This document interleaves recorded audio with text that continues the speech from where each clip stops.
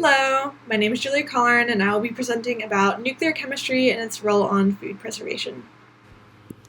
My passion for food and the effects it has on the body began at a young age. When I started college, I knew I wanted to do something in food science, which led me to nutritional science. After taking college courses on nutrition and food processes, I began to learn more about how food is developed, and most importantly, preserved. My ultimate goal in life is to become a registered dietitian. Taking courses such as chemistry helps me better understand the process that food undergoes, and will better prepare me for my future endeavors. The preservation process is where nuclear chemistry comes in. Irradiation is used to preserve foods, and the most common form of radiation used to do this are gamma rays. Before we begin to learn about which isotopes are used, it is important to understand why and how foods are preserved.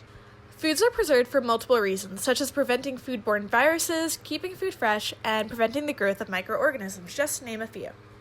Common ways to preserve foods include freezing, acidification, and modifying the atmosphere in which the food is packaged. Gamma rays are used in the process of preserving foods because they are able to penetrate the food in a non-harmful way to keep them fresh and healthy. According to the FDA, the Food and Drug Administration, food irradiation is completely safe and does not decrease the nutritional value, nor does it make the foods radioactive. The most commonly used isotopes for food preservation are cobalt-60 and cesium-137. As aforementioned, cobalt-60 is a radioisotope commonly used in food preservation. Cobalt-60 is a product of nuclear reactor operations and is formed when metal is exposed to neutron radiation. On average, cobalt-60 has a half-life of 5.27 years. Cobalt-60 releases gamma rays, which produce free radicals. These free radicals are then used to destroy bacteria buildup and interrupt cell division.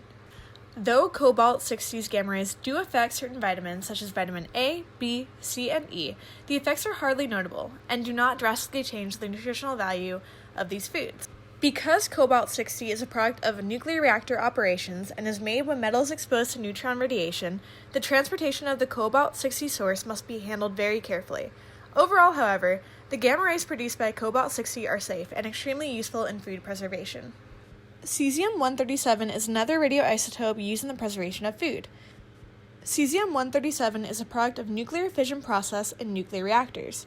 It has a half-life of about 30.17 years. Like cobalt-60, cesium-137 releases gamma rays that are used in the sterilization of foods, the disinfection of insects, and the process of keeping foods fresh by elongating their shelf life. For both isotopes, it is important to note that the food never comes in contact with the substance itself. Instead, the food is being hit by the gamma rays produced by the isotopes, which creates the preservation effects. In the picture above, you can see the process in which food irradiation takes place. As the boxes move along the conveyor belt, they are being hit by the gamma rays, which are aiding in the preservation process. Attached to this PowerPoint is a link to a YouTube video that shows how nuclear science is used in food irradiation.